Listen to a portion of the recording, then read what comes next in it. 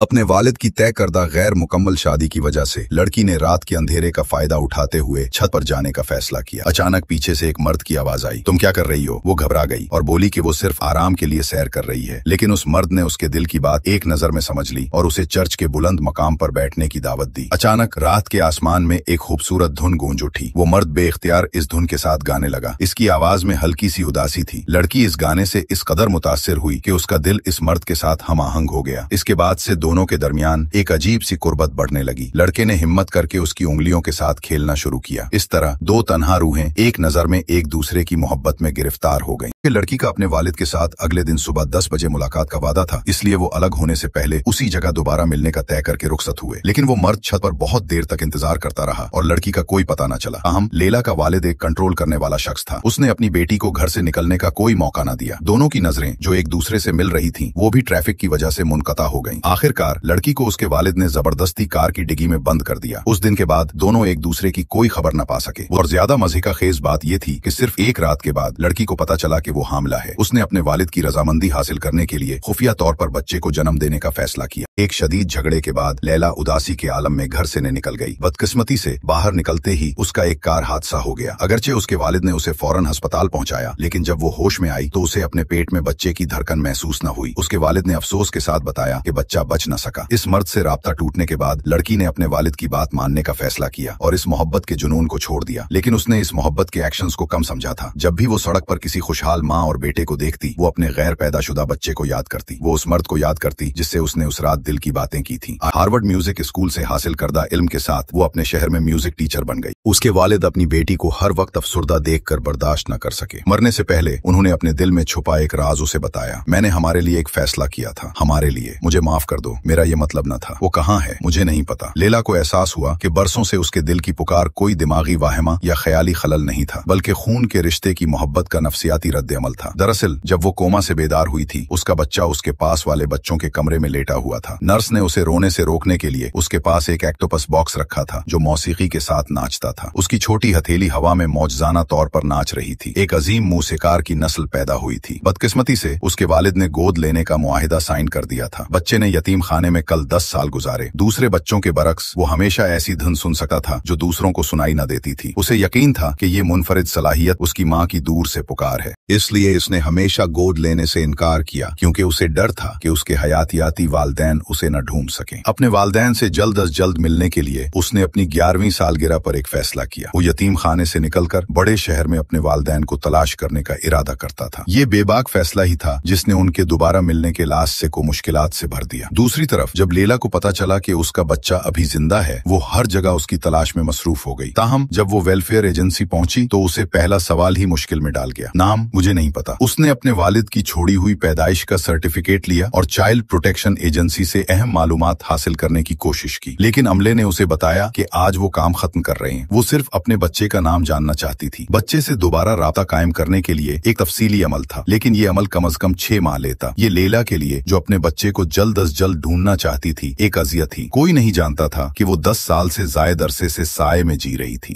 अगले दिन वो सुबह सवेरे यतीम खाने के दरवाजे पर इंतजार कर रही थी और मौका का फायदा उठाना चाहती थी। अब मुझे कुछ बताएं, अब क्यों, पहले क्यों नहीं? ये इतना अहम क्यों है कि आप अब इसे चाहती हैं? मैं हमेशा से इसे चाहती थी। मैंने 11 साल 2 माह और 15 दिन इंतजार किया है, ये जानने के लिए कि वो जिंदा है। मैं गिन रही थी। उसकी सच्ची आंखों ने दूसरे शख्स को मुतासिर कर दिया। ताहम जब सरबराह मालूमात तलाश कर रहा था, एक अजीब सी कुव्वत ने लैला को एक तरफ देखने पर मजबूर किया। नोटिस के नीचे एक खूबसूरत लड़के की तस्वीर थी। उसने बस तस्वीर देखी और सोचा कि ये इसका बच्चा हम है, और अमले ने जो तस्वीर निकाली वो भी वही थी। बुरी खबर ये थी कि इवन हाल ही में यतीम खाने से गायब हो गया था और वो न्यूयॉर्क की मसरूफ सड़कों पर चल रहा था। अचानक इसी उम्र के एक सियाफाम लड़के ने उसकी तवज्जो अपनी तरफ खींची। फिर उसने अपने हाथ में मौजूद सबसे बड़ा कागज निकाला और उसे दूसरे लड़के के डब्बे में डाल दिया। ठीक है शहरी, क्या तुम्हें पैसे मिलते हैं? कोई दरख्वास्त? नहीं। एवन को गाने में दिलचस्पी नहीं थी। उसके बजाय उसके हाथ में मौजूद गिटार ने उसे मुतवज्जे किया। उसने यतीम खाने में बड़े होने के दौरान कभी कोई आलाहे मौसीकी नहीं छुआ था। उसके दिल की जोश ने उसे हाथ बढ़ाने पर मजबूर किया। क्यास उसके साथी से बहुत मोहब्बत करता था। एक डांट के बाद वो जल्दी से चला गया। एवन उस शानदार आवाज से मुतवज्जे हुआ। अब उसके पास जाने की कोई जगह नहीं थी। उसे क्यास के पीछे जाना पड़ा। फिर उसने अपनी सारी बचत निकाल कर क्यास के लिए एक पिज्जा खरीदा। ये उसके साथ वापस जाने का वाहिद मौका था। लेकिन क्यास का कोई घर नहीं था। वो भी एक बेघर बच्चा था। वो फिलहाल एक मतरूक मौसीकी के चर्च में रहता था। वहाँ बहुत से बच्चे थे जो इसी तरह खुदगर्ज थे। इंतजाम करने वाला सरबराह एक मकामी गैंगस्टर था। हर रोज वो वक्त पर आता और बच्चों से उनकी मुश्किल से कमाई हुई रकम छीन लेता। अगर किसी की कारकर्दगी मिसाली न होती तो उसे शर्मनाक तौहीन का सामना करना पड़ता। यहाँ तक कि संगीन सूरतों में उसे खाना भी नहीं मिलता। लेकिन उसने कभी नहीं सोचा था कि चंद घंटों बाद ईवन उसे हैरान कर देगा। जब सब सो गए, ईवन चिपके से गिटार के पास आया। उसने आहिस्ता से गिटार के तारों को छुआ। हुआ में गूंजती करकरी आवाज ने उसे मसहूर कर दिया। फिर उसने पियानो बजाने की कोशिश की। हर हिस्से में एक मुख्तलिफ मौसीकी का सहर था। उसने तारों के सिरे को मोड़ने की कोशिश की। पूरे तार का लहजा बदल रहा था। एक रात की सोच के बाद गिटार की आवाज उसके दिल तक पहुंच गई। जब रोशनी चर्च में फैल गई, माइक एक ऐसी धन से बेदार हुआ जो उसने पहले कभी नहीं सुनी थी। जल्द ही हॉल में मौजूद सब लोग उस धन की तरफ मुतवज्जे हो गए। ये ईवन था जो गिटार को एक नए अंदाज में बजा रहा था। ये मंजर देखकर माइक की आंखों में आंसू आ गए। उसने उस लड़के में उम्मीद देखी। अगली कई रातों तक वो उसे मौसीकी का मफहूम सिखाता रहा। ये एक ओवरटून है, ये एक तवानाई है, ये एक व्यू लेंथ है, और अगर तुम अच्छे मूड में नहीं हो तो तुम उसे कभी नहीं सुन पाओगे। सिर्फ चंद दिनों में एवन की मौसीकी की समझ तमाम बच्चों से आगे निकल गई। जब माइक उसे पहली बार सड़क पर लेकर आया तो तकरीबन तमाम राहगीर एक लम्हे के लिए रुकने पर मजबूर हो गए। इसका मुनफरिद बजाने का अंदाज, खूबसूरत और आजाद धुन, इसकी तनहा कमाई दूसरे बच्चों की मुश्तरका कमाई से भी ज्यादा थी, और उसने उसे एक बुलंद आवाज वाला नाम दिया, अगस्त। विजर्ड प्रोडक्शंस ने नंबर 1 हिट व्यू रेड पेश किया। वो चाहता था कि ये नाम मुस्तकबिल का सुपरस्टार बने, लेकिन लड़के को इसमें कोई दिलचस्पी न थी। वो सिर्फ इन सितारों की तरह टीवी पर आना चाहता था ताकि इसके वालिदैन उसे जल्दी ढूंढ सकें। लेकिन जैसे ही उसका नाम एक आफत बन गया, खुशी भी खत्म हो गई। माइक के बच्चों की स्मगलिंग के कारोबार की कहानी जल्द ही चिल्ड्रन वेलफेयर ऑर्गेनाइजेशन ने दरियाफ्त कर ली। कुछ ही देर बाद पुलिस ने माइक का असल पता लगा लिया। इस लम्हे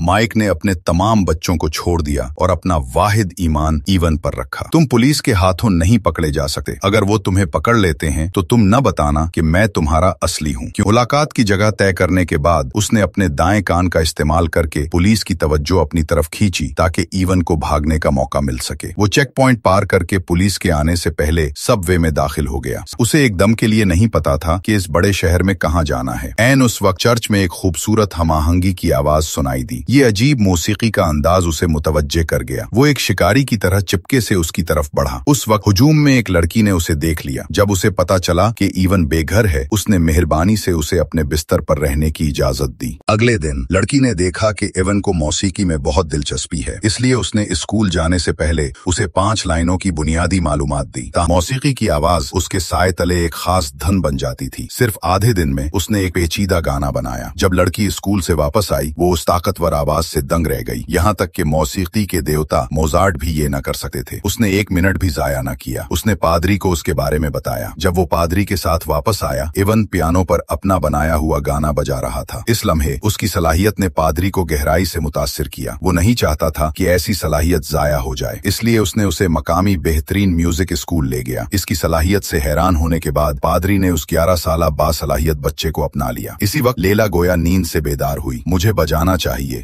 मैं जानती हूँ कि ये पागलपन लगता है, लेकिन शायद तुम मुझे सुन सको। लेकिन उसके हुनरमंद हाथों को बहुत अरसे से छोड़ दिया गया था। दोबारा सिलू बजाना आसान न था। बार बार नाकामी ने उसे हार मानने पर मजबूर किया। ताहम मौसीकी के स्कोर पर मौजूद तस्वीर ने उसे लामतना ही ताकत दी। दूसरी तरफ एवन ने पेशावराना इल्म हासिल करने के बाद मौसीकी के लिए उसका जज्बा और भी बढ़ गया। उसने मौसीकी में नई बुलंदियों को छुआ। यहाँ तक कि सीनियर तुलबा भी अक्सर उससे मदद मांगने आते थे। सिर्फ 1 माह में उसने एक बहुत पेचीदा गाना बनाया। उसके लिए पादरी ने एक हंगामी मीटिंग बुलाई और तजवीज दी कि इस गाने को कॉन्सर्ट के फाइनल के तौर पर पेश किया जाए। 3 साला अवामी कॉन्सर्ट के तौर पर जब 10 हजारों सामईन उसे सुनकर खुशी से हंसते थे तो इसका मतलब था कि वो मशहूर होने के एक कदम करीब था। लेकिन उसे नहीं पता था कि उसकी माँ भी इसी स्कूल से थी और वो इस कॉन्सर्ट की मेहमानों में से एक थी। इस कॉन्सर्ट में चमकने के लिए इवन तकरीबन हर रोज इल्हाम जमा कर रहा था। अपने पागल गाने को बेहतर बनाने के लिए बैंड की हर रूह उसके साथ हमाहंग थी। इस बुलंद और खूबसूरत धुन के साथ उसने अपने दिलो जान से हर नोट में जान डाल दी। उसे लगता था कि सब कुछ सही सिमत में जा रहा है। उस दिन माइक अचानक सिम्फनी के मकाम पर दाखिल हो गया। इसकी माँ ने इवन को उसके वालिद के नाम पर ले लिया, लेकिन इवन ये मौका मशहूर होने का जाया नहीं करना चाहता था। लेकिन माइक ने उसे यतीम खाने वापस भेजने की धमकी दी। वो वहाँ वापस नहीं जाना चाहता था, इसलिए उसे माइक के साथ समझौता करना पड़ा। इस तरह वो दोबारा पार्क के कोने में एक बदकार बन गया। ताहम इसकी मोहब्बत की जिंदगी अब खुशगवार न रही। कम लहजे की धुन में भी हल्की सी उदासी थी। इसी वक्त एक मर्द उसके सामने आया, इसकी मौसीकी की तारीफ की और उसके दिल को छू लिया। उसने उसके साथ आलात का तबादला करने की तजवीज दी। बाप और बेटा जो कभी नहीं मिले थे जमीन पर बैठ गए। एक गाने के जरिए जिसे लो हारमोनी कहा जाता था उन्होंने दोस्ती का पुल बनाया। इसी वक्त उसे अफसोस हुआ कि उसकी सलाहियत पार्क के कोने में दब रही है। इवन ने बताया कि वो स्कूल के कॉन्सर्ट में शिरकत करने वाला था, लेकिन किसी वजह से उसे वहां से जाना पड़ा। कुछ बुरा नहीं होने वाला, तुम्हें उसका सामना करना होगा। जब वो अपना तारुफ कर रहे थे, करीब ही मौजूद माइक ने अचानक जोर से खांसा। वो इवन को दोबारा खोने से डरता था, इसलिए उसने उससे जितना मुमकिन हो दूर रहने की कोशिश की। जाने से पहले लुइस ने बार बार पीछे मुड़कर देखा। वो बहुत हिचकिचाहट में था। नहीं पता क्यों, मैंने सिर्फ एक लड़के से मुलाकात की, लेकिन ये एक ऐसी फैमिली की तरह लगता है जिससे मैं बरसों से नहीं मिला। दरअसल वो बरसों से लैला की तलाश में नहीं हारा था। ताहम जैसे खुदा ने जानबूझकर उन्हें अलग कर दिया था, उसने हर मुमकिन कोशिश की, लेकिन उसे कभी कोई खबर न मिली। वो खूबसूरती से स्टेज के मरकज में दाखिल हुई। खूबसूरत धुन के साथ मोहब्बत की नर्म आवाज एक नोट बन गई। उसने अपनी गहरी तड़प को शहर के हर कोने तक फैलाया। इसी वक्त इवन ने भी एक फैसला किया। वो इस मौके को मशहूर होने के लिए जाया नहीं कर सकता था, इसलिए उसने हिम्मत जमा की और माइक से अलविदा कहा। मुझे अब जाना होगा, इस बार मैं वापस नहीं आऊंगा। वो माइक के जवाब का इंतजार न कर सका। वो दीवानावार भागा। वो आवाज की समत का पीछा करता हुआ रोशनी की तरफ बढ़ा। अचानक एक उदास धुन ने उसे रोक लिया। मोहब्बत की आवाज एक मोहब्बत की पुकार की तरह थी। इस लम्हे लैला का परफॉर्मेंस खत्म होने वाला था। वो खड़ा हुआ और दूर देखने लगा। उसने हुजूम से मोहब्बत की रहनुमाई को महसूस करने की कोशिश की। ताहम इस किस्म का जज्बाती जोश कभी ना हुआ। रोशनी आहिस्ता आहिस्ता मध्यम हो गई। लैला मायूसी के साथ स्टेज से नीचे उतरी। जब वो मायूसी के आलम में स्टेज से हटी, उसके पीछे एक उदास धुन बजी। ये गोया उसके पूरे जिस्म में बह रही थी। वो खुद को पीछे मुड़कर स्टेज की तरफ देखने से न रोक सकी। इसी वक्त लुइस, जिसने अभी अपनी परफॉर्मेंस खत्म की थी, यहाँ से गुजरी। उसने बिलबोर्ड पर अगस्त लिखा देखा और नीचे एक नाम था जिसने उसे चकरा दिया। इस लम्हे वो मजीद इंतजार न कर सकी। ट्रैफिक जाम से गुजरने वाली गाड़ी पागलों की तरह इस मकाम की तरफ भागी। वो हुजूम को चीरती हुई स्टेज के करीब पहुंच गई। दूसरी तरफ लैला ने भी बिल्कुल उसी वक्त वही किया। वो दोनों एक दूसरे से हमाहंगी के साथ हुजूम के सामने खड़े हो गए। अचानक लुइस एक तरफ मुड़ी। उसकी प्यारी लड़की वहां खामोशी से खड़ी थी। इस लम्हे मौसीकी अपनी उरूज पर थी। लैला खुद को स्टेज की तरफ बढ़ने से न रोक सकी और लुइस उसके पीछे चलती हुई उसके करीब आई। जब लैला अपने जज्बात की इंतहा पर थी, उसने 10 साल पहले की तरह उसकी उंगली को नरमी से पकड़ लिया। 10 साल से जायद इंतजार की मोहब्बत इस लम्हे दोबारा